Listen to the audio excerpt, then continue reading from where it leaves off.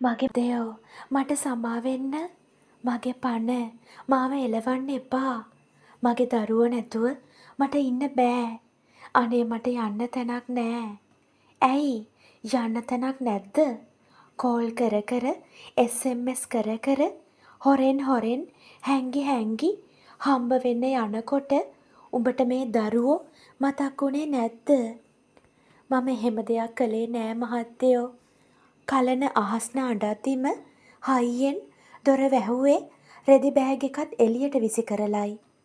දරුවා අඬ අම්මා කිය අඬද්දි කලන දරුවව පපුවට තුරුළු කරගෙන ඊට වඩා හයියෙන් අඬන්න ගත්තා.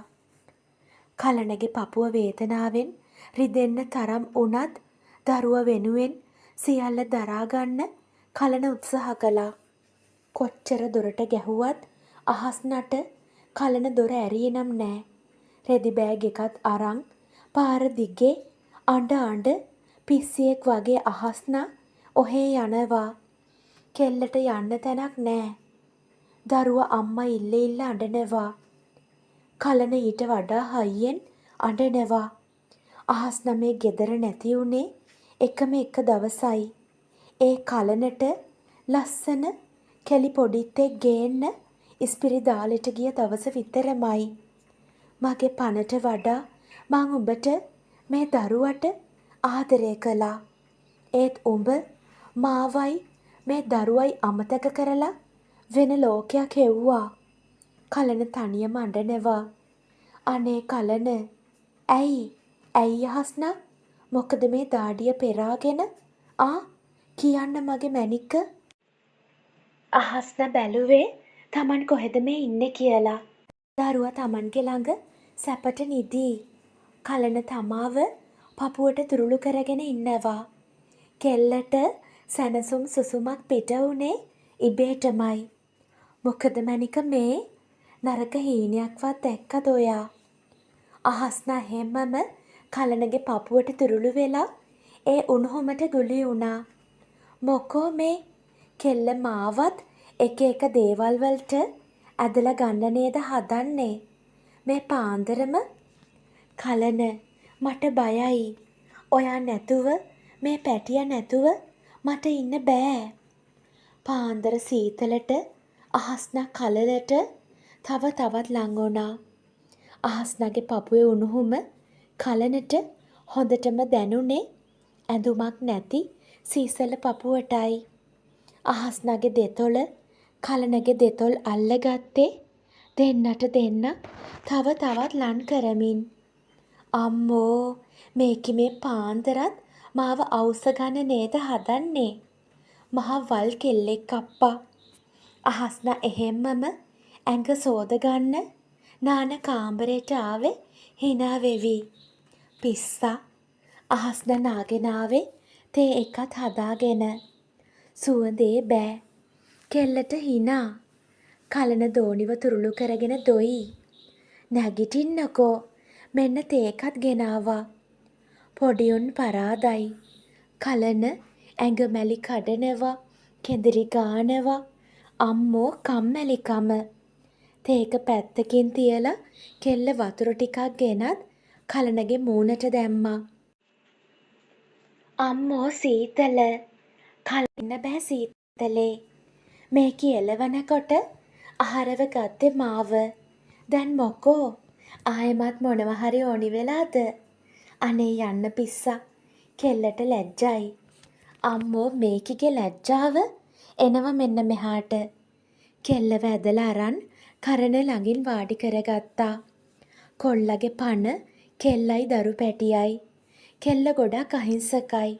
අම්මා තාත්තා නැති පුංචි කාලේ ඉඳන්ම ළමා නිවාසෙක ජීවත් වුණු කෙනෙක්. කලන තරමක් ධනවත් පවුලක පිරිමි ළමෙක්. ඒත් අහස්නා කසාද බැන්ද නිසා කොල්ලගේ ගෙදර දැන් කිසිම සම්බන්ධයක් නෑ. පුංචි පින්සාරා නැගිටලා අඬන්න වුණා. කෙල්ල කුක්කු එක කටට දුන්නා. කලන hina වෙනවා.